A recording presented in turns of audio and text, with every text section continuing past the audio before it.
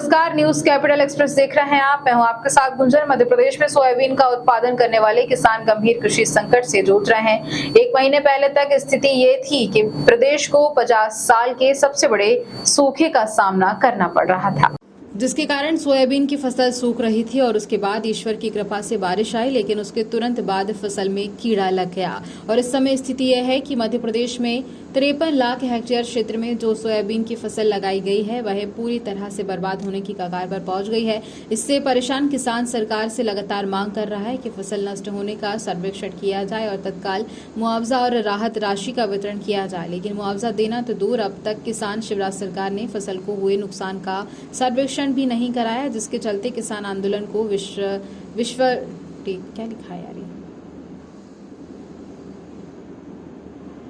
जिसके चलते किसान आंदोलन करने को विवश है। मध्य प्रदेश के विदिशा, सीहोर, खरगोन, खंडवा, नर्मदापुरम, इंदौर, धार, रतलाम, उज्जैन, हरदा, बैतूल और मंदसौर जिला में मुख्य रूप से किसान सोयाबीन की खेती करते हैं और इन सभी जिलों के 40 लाख से अधिक किसान सोयाबीन नष्ट होने से परेशान हो चुके हैं।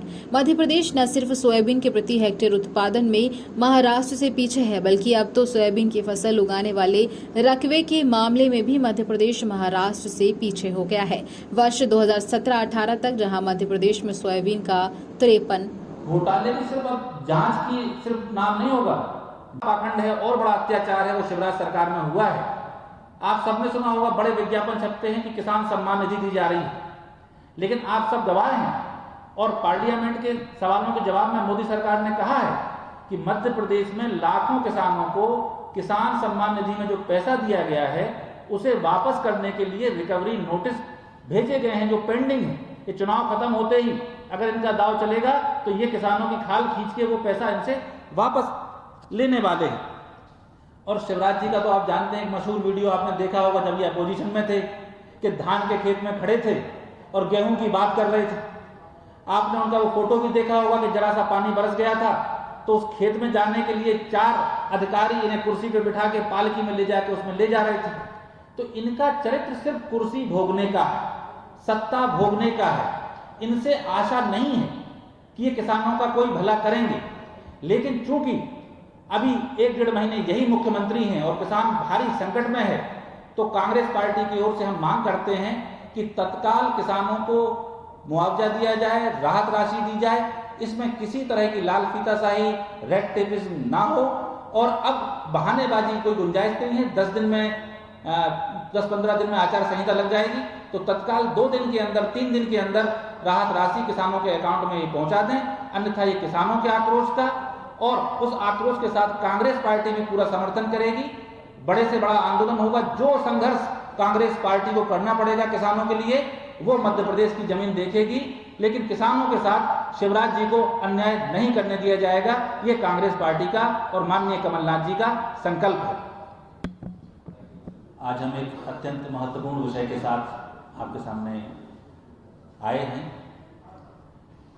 आप लोग देख रहे होंगे कि एक तरफ मध्य प्रदेश में राजनीतिक ड्रामेबाजी चल रही है। जिन्होंने 18 साल में सिर्फ जनता को त्रास और संत्रास दिया है वो आशीर्वाद मांगने का पाखंड कर रहे हैं। दूसरी तरफ मध्य प्रदेश की जमीनी हकीकत है। आज हम मध्य प्रदेश के किसानों के संकट को लेकर आपके सामने आए। हम और आप सब अगर सीधे खेती से नहीं जुड़े हैं, किसानी से नहीं जुड़े हैं, तो अप्रत्यक्ष रूप से जरूर जुड़े हैं। हम में से कौन है जो अन्न नहीं खाता? हम में से कौन है जो फल और सब्जी नहीं खाता? लेकिन हमारी ये जिम्मेदारी बन जाती है कि जब हमारा अन्नदाता संकट में हो और हमारी सरकार आपदा में उत्सव मना रही हो, तब हमें उसकी बात उठानी चाहिए।